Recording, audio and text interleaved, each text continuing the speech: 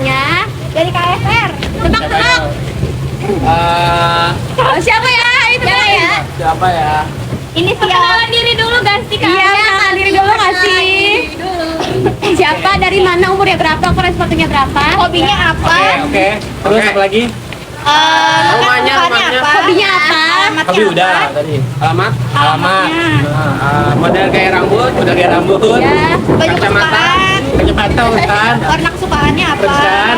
Tinggi badannya berapa? Berat badannya berapa? Ya. Ini kan biodata ya. Oke, assalamualaikum warahmatullahi wabarakatuh, teman-teman semua. Kenalin, nama saya Abi Nova Ramdan. Sering dipanggil Abi, Abi. Terus saya anggota KSR PMI Kota Bogor. Alhamdulillah dapat amanah sebagai komandan. Dari 2025 sampai 2027. Tadi apa hobi? Hobi ya, saya mau hobinya yang baik-baik aja. Tidur, baca buku, main game, ngaji, biar balance. Ngaji juga. Kesibukannya apa aja kan sekarang kan? Kesibukannya sekarang lebih ke mencari kesibukan sih, jadinya. Iya, ngerti. Bukannya mau cari kakak nggak sih? Jadi kamu itu benar-benar tawadu, padahal abis ini mau rapat lagi. Hebat banget, sibuk banget ya. Meluangkan waktu, masya Allah. Buat kita nih, buat anak lemer. Betul. Jadi megang sekolah lain, jadi pelatih juga di sekolah mana kamu? MTS negeri. Ada 3 sekolah. 3. Gila. Yang satu di SMK Kimia Bogor. Makdo. Masya Allah. Terus yang kedua di MTS Negeri 3 Bogor. Sama MTS juga. Kita aja MTS 1, 3. Berarti kita yang pertama, bukan yang ketiga. Boleh. Terus yang terakhir di SMA Negeri 1 Cibinong. Mantap. Tinggi badannya berapa, Kak? Tinggi badan 170-an lah ya. Warna kesukaannya apa, Kak? Barang warna biru kayaknya. Makanya aku suka sama kalian. Kita kan suka ya. Kita kan kayak tahu nih udah ngeramal nih kita. Dari 2020 kan dan nyiapin ya. Mungkin dadakan kita ini. Kita kan 2020 udah. Ini baru kan sengaja nih kita baru. Iya, ini baru di unboxing. Iya, baru. Masih ada baru nyampe ini. Ini pasti seperti sekolah juga ya kan ya? Iya. Nah, coba tadi katanya kan mau tanya-tanya tentang KSR. Kebetulan kan kita hadirkan komandannya langsung ya ke sini. Iya. Buat tanya-tanya tentang seputar KSR. Nah, ada yang mau tanya nggak seputar KSR itu apa sih gitu? Gimana? KSR itu mau nanya KSR itu kerjanya tuh tiap hari atau kayak ada Job. ditentuin gitu jobnya tuh kayak gimana tuh? Bagus pertanyaannya. Tipsnya gitu. Mungkin mau tahu dari awal dulu nggak sih? Caranya masuk KSR itu gimana? Boleh cerita. Tutorial. Cara masuk KSR itu sebenarnya gampang ya teman-teman ya. Cuman ada persyaratan. Oke. Minimal itu umur 17 tahun. 17 tahun minimal. Dan ada persyaratan-persyaratan lainnya. Jadinya kalau teman-teman nanti masuk SMA atau SMK, kalau udah umur 17 bisa tuh masuk KSR tuh daftar. Karena ada juga kok siap lagi diklat. Itu tuh ada yang masih sekolah. Nah, diklat itu apa, Kak? Sebelum teman-teman jadi KSR, teman-teman bakal didiklat dulu. Ada yang diklat. Jadi ini teman-teman bakal dapat ilmu dulu, pelajaran, pelatihan, dan ada kurikulumnya juga. Jadi teman-teman bakalan belajar dari dasar sampai yang diperlukan turun ke lapangan nanti, kayak gitu. Nanti kita belajar tentang kepalang merahan, belajar tentang sejarah, belajar tentang pertualangan pertama, belajar tentang asesmen, ada RFL. Pokoknya ada pelayanan-pelayanan PM yang lainnya juga kalian bakal belajar. Terus juga muloknya kalau di Kota Bogor itu kita ada latihan water rescue, kita latihan main air. Ya, kalau teman-teman sering ngeliat kayak hujan-hujanan bisa. Kalau teman-teman bisa, terus juga apa namanya, kita latihan vertical rescue itu kayak manjat kayak gitu. Manjat tebing bisa, Kak? Jadi kita latihan gimana caranya menolong korban itu di air. Dan juga di ketinggian. Di gunung pernah, Kak? Tebing kan Di tebing. Gunung Baling Opsar. Tapi Kota Bogor pernah tahu nggak kejadian ketika Sukhoi yang di Gunung Salak itu? Ya, ya. Nah itu dari PMI Kota Bogor juga turut bantu untuk evakuasi. Ya, kayak gitu.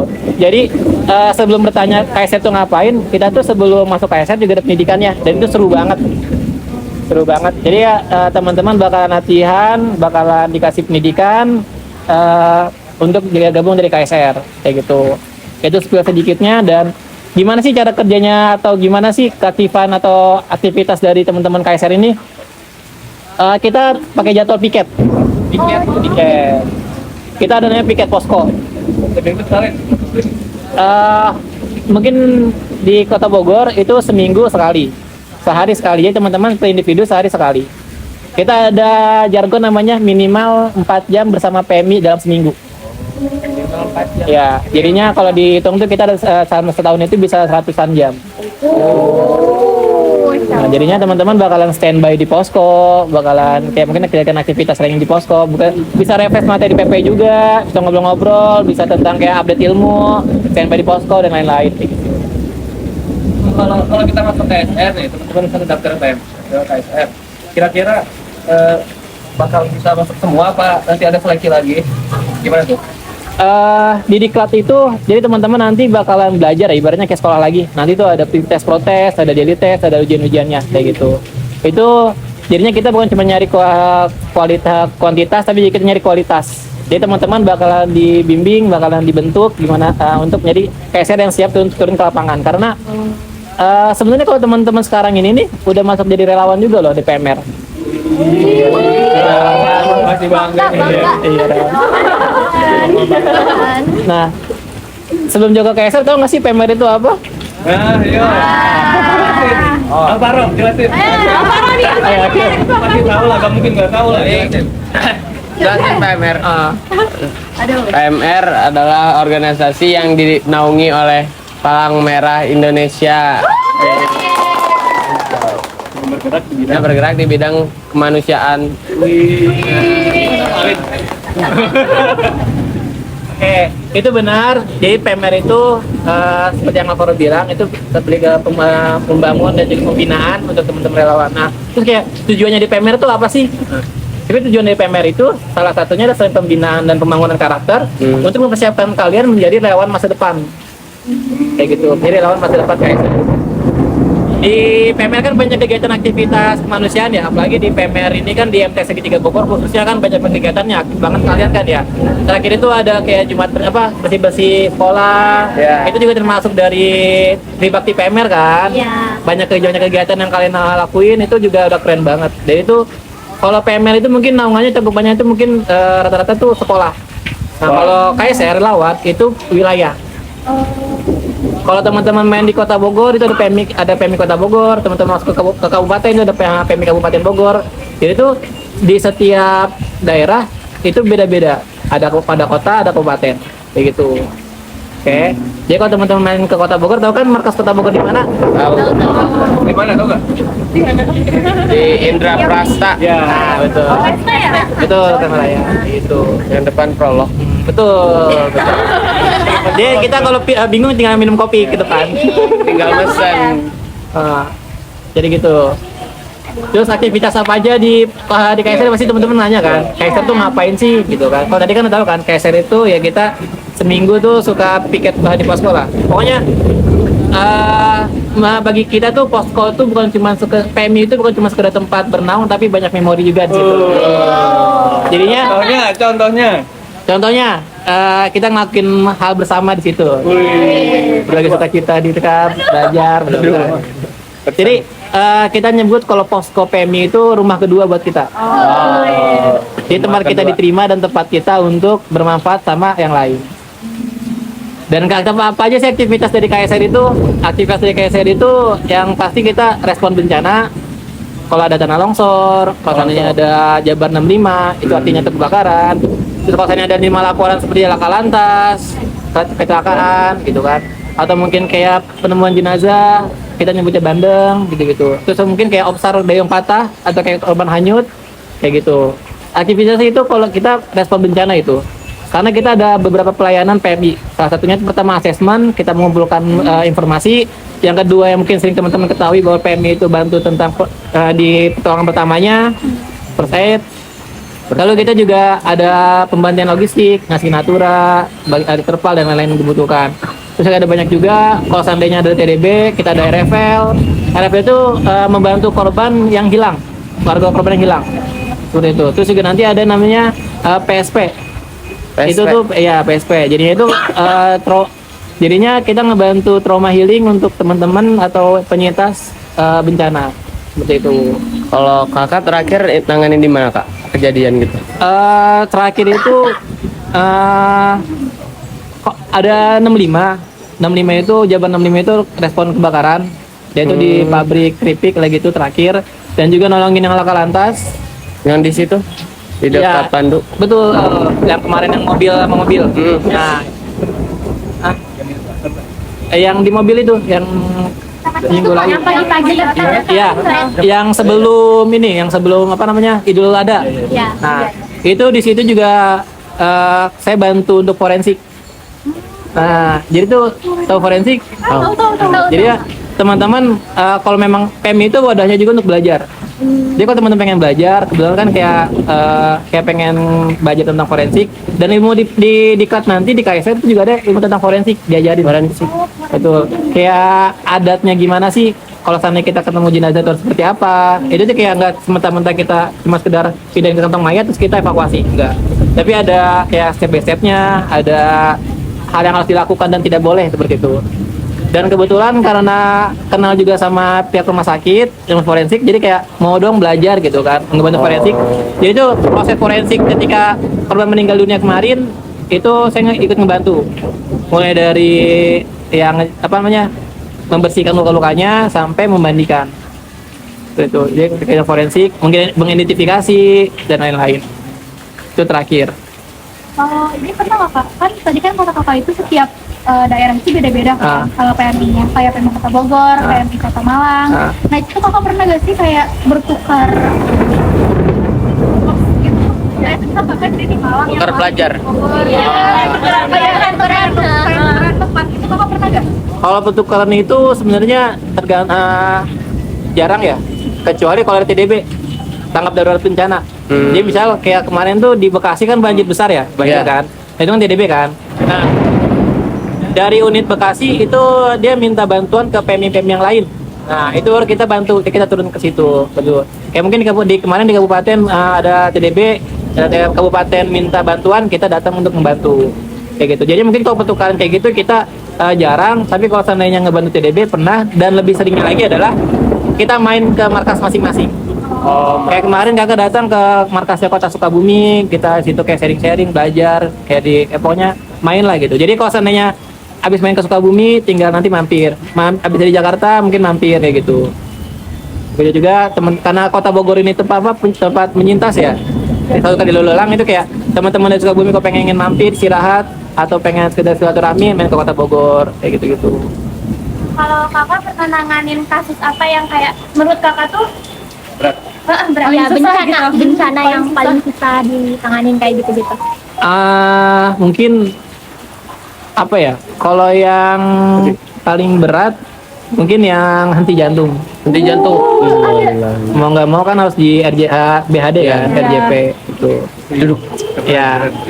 Cuman mungkin yang kalau itu kan yang agak berat ya, karena kan itu kita ya mungkin berpacu sama kondisi dan keadaan si pasien juga seperti itu.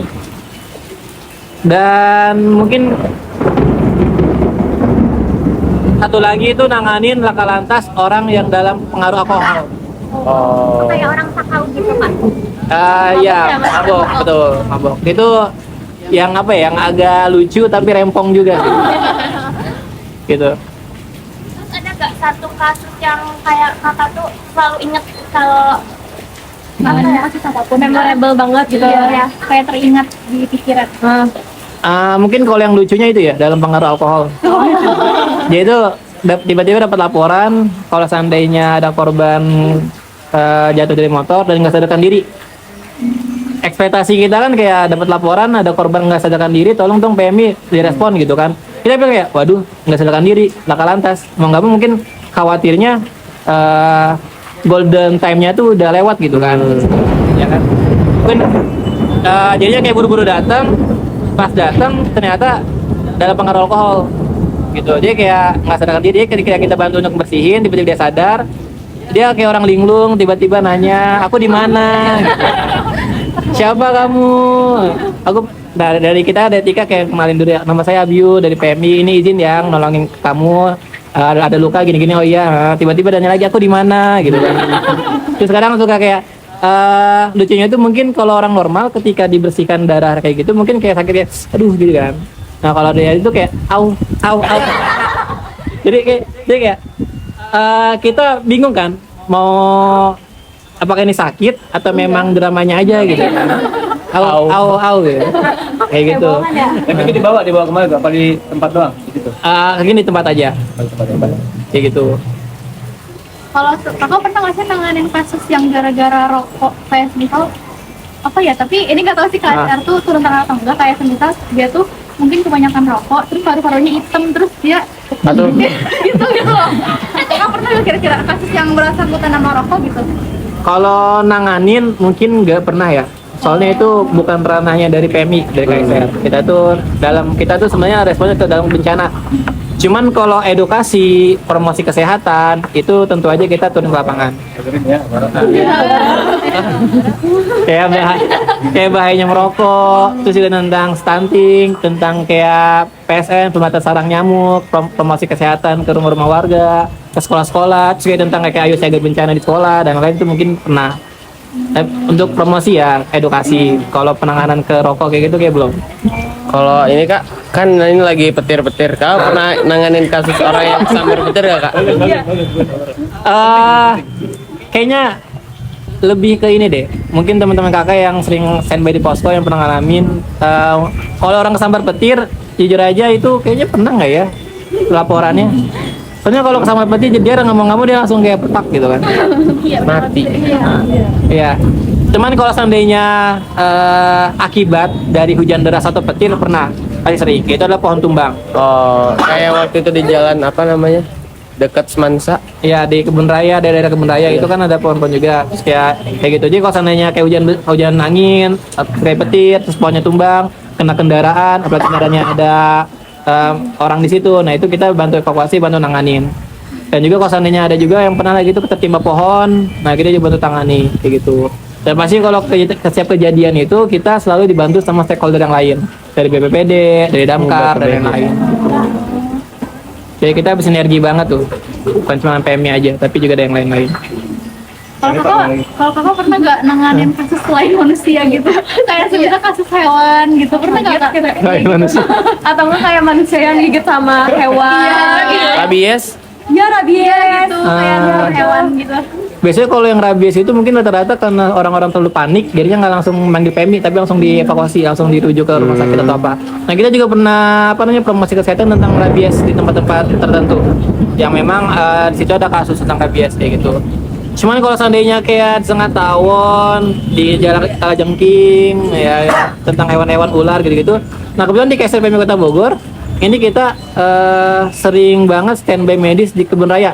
Nah, kalau teman-teman Sabtu Minggu itu ke kebun raya, itu pasti bakalan ngelihat teman-teman dari PMI itu KSR. Nah, di kebun raya kan termasuk cukup lebat juga, banyak tanaman segala macam ya. Berarti kan ada hewan dan itu juga. Nah, di situ ya itu kadang ada sangat tawon lah, sangat lebat, juga ada kajengking, juga tiba-tiba kelabang atau lain-lain, paling kayak gitu. Kalau nanganin hewannya kayaknya belum pernah. Kalau cara nanganin yang orang kesengat itu gimana Kak? Kalau yang orang kesengat ya simpelnya itu sebenarnya kita dikompres pakai air dingin. Air dingin. Ya. Kasih salep gitu gak? Tergantung. Kalau asalnya kayak lebah, kayak ngengat gitu kan, kalau seandainya masih ada apa tuh ngengatnya gitu ya, apa jarumnya gitu ya. Jarumnya. Nah itu mungkin dipakai pinset, dicabut, terus dikompres. Kalau seandainya dia ada alergi atau apa, kita paling menawarkan atau mengajurkan kira-kira punya obat pribadi atau enggak, gitu untuk obat alergi ya, gitu. Seperti itu. Kalau ini pernah ada nggak sih, kan banyak orang iseng gitu, terus nelfon KSR, pernah nggak ternyata di prank gitu? Pernah kok. Itu iya, nggak cuma sekali dua kali. Bahkan kakak sendiri juga pernah yang ngeprank mereka malah. Jadi ada kasus itu kayak anak sekolah itu dia ternyata mungkin tiba-tiba pingsan di jalan. Nah, dan pas pingsan di jalan ternyata dia juga sempet nafasnya itu kayak sesak nafas.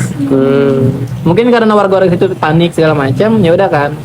Saya telepon teman-teman di posko untuk datang ke lokasi, dan ternyata nggak lama kemudian dia ternyata ada GERD. Punya usul. Dia kayak kita cuman karena nggak bawa apa-apa, kita cuma bantu kayak tenangin, atur nafas, bla bla bla. Akhirnya dia sadar. Terus kenapa gini? Karena GERD mah gini bla bla. Jadi harusnya jadinya nggak perlu dievakuasi kan? Ya udah kalau cancel teman-teman yang di posko, yang mereka udah di mobil di jalan, ternyata nggak jadi, ya udah balik lagi. Dan juga sering banget terima laporan kayak ada korban pengen bunuh diri atau enggak kayak korban kecelakaan gitu kan Pak. Juga dong. Kita cuma standby kalau seandainya ya kita standby aja sih. Kalau memang butuh evakuasi. Jadi kalau yang sering ngeprank itu gitu, ada kasus kecelakaan, kita datang tiba-tiba udah diangkut, udah dievakuasi, kayak gitu. Terus kalau yang kakak ngeprank apa? Ya tadi dianya manggil, jadi ya korbannya itu ternyata ya drama sesak napas. Bohongan gitu ya. Untuk napas dikit gitu. Kalau cuma sakit perut aja.